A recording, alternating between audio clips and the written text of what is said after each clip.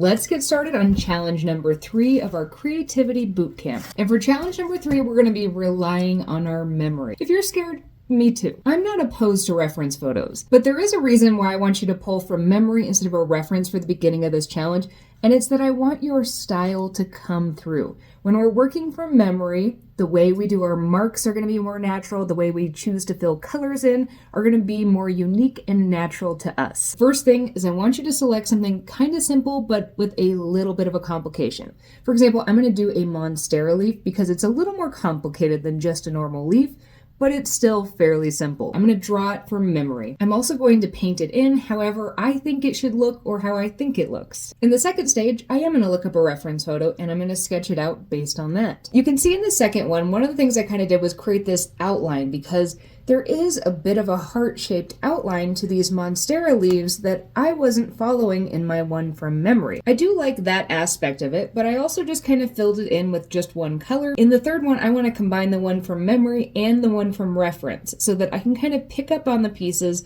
that are things that I personally like to do. One of the main things I really liked about the first one was how much more color variation there was. So I'm going to definitely play that up in my third one. And one of the things I think is really interesting about doing this is that the final two are way more accurate and they're a little more polished. There is something just kind of fun about the colors and the movement on the first one, because sometimes when you're just trying to copy exactly from a reference photo, there's a chance for it to end up a little more flat and without any of your own personality in it. All right, the monstera leaf was a little challenging, but I want to do this again and I want to make it a little extra hard, so I've got to think of something to draw that I don't have in my eyeline here that's a little more complicated. Okay, for my next one, I'm going to do a great blue heron. I'm more nervous about this one because it's a lot more complicated and I don't really remember what they look like.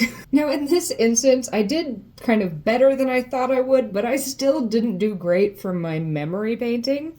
I'm not sure there's a ton that I can take into a third painting with this that I really like about this first one. Trying it from memory actually helped me with my second one from reference. And that's because when I started, I had to kind of think of the basic shapes. I knew they had a long beak, I knew they had kind of an oval head, I knew they had a long neck and then kind of an almond-shaped body. I was better able to identify those basic shapes within the reference photos and how to kind of tweak whether they have curves or a little bigger or the angles are changed a bit so that I actually get a much better representation than if I had just looked at the reference photo on its own and tried to do it. So today's challenge is to do some relatively simple drawing and painting from memory first. Then once you've done that, then use a reference photo and see if there's anything you can take from the first one into a third painting where you can combine the two.